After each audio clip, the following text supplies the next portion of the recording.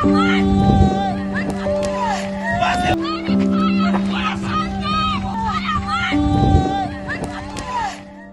know why we're hard. Why we're really, really hard. Forgive my family they what they deserve. For make everything just go down, a hole. That hurt, that really hurt. I really, really experienced things where other people go up on news and say their house burned down. That hurt. I don't wish it for nobody, not even for my enemies. It was an overwhelming experience for Stephanie Dominguez and her family as they stood a short distance away, watching as the place they called home burned to the ground. They escaped with their lives and the clothes on their backs, but everything else, their life's work and that of their mothers, was reduced to charred rubble. When I look, my whole window where I wash dishes, done the inner fire when we on the light, all of my house smoky, like black smoky. All the flames then they come out from my ground, well, on the floor. And then when I grab my baby and just shoot it outside down when I start ball for everybody. But that when they come out, when I see my whole house dying on fire, by this, I couldn't save not even my purse, nothing. Like this, me and my baby get born, like this. The fire broke inside Dominguez's house and quickly spread to consume her mother's two-story wooden structure and then her sister's. Leslie Verde was able to get her purse and IDs, but everything else was gone. I was in my bed when my common law came in, and he said, "There is a fire, get up." I thought he was playing at first, and I was like, "Just leave me to sleep." So he left, and when he came back, he's like, "Fire." And he, get up, grab what you can grab." And I was like, I still didn't believe it, so I ran to her house. And when I ran there, I saw her house is on fire already. So I'm like, well, I ran inside and I got what I could get, what's my purse and my social security and stuff. And that's all I could do. Chairlady Selene Villanueva Pott joined residents from the Bahia area as they came out to render assistance just after 2 a.m. when the distress call was made.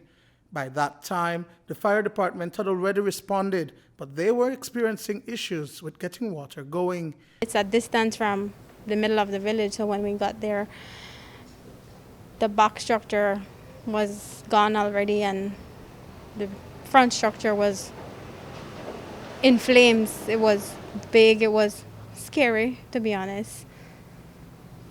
And the firemen were trying their best.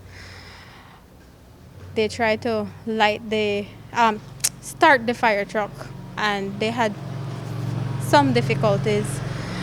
They had to reroute the main source of water, and that's when they got through, and they started to do their work. When we got there at that time, they had moved the homeowner already to the health center. She was not in the best condition. I mean, she's a hard-working lady. She just built her home. Anybody would be distraught. But it was, I don't know, somber and scary. It was scary watching the firemen trying to get the fire truck started, and some people trying to help. Unfortunately, they had a small bucket brigade going, but it wasn't as big. How Mama did do?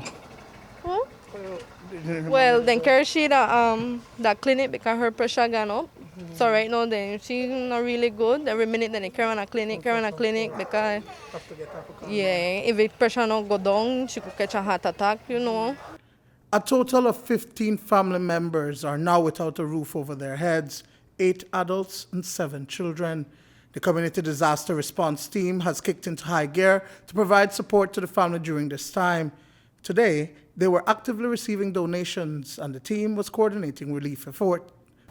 Last night, the daughter put them up at a place where she lives, so they immediately had somewhere to stay. She fed them this morning, and our business owner provided lunch. Another individual will provide dinner. The calls immediately started to come in, how we could help.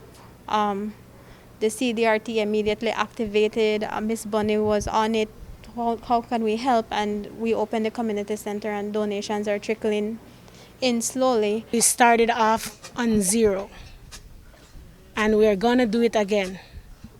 And trust me, it's a lot more easier because people are gonna help.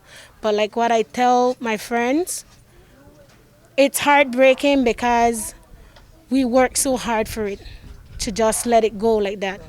It will always be in our heart, and it hurts because it touched a family that was trying. We not asking no money, you understand? We don't want nobody just come and give we money. You could give we what plywood, what zinc, 1 2x4. The smallest a thing for build we house back. It could be out of wood where you broke out of your house, and just it could have a hole and we still want it right now.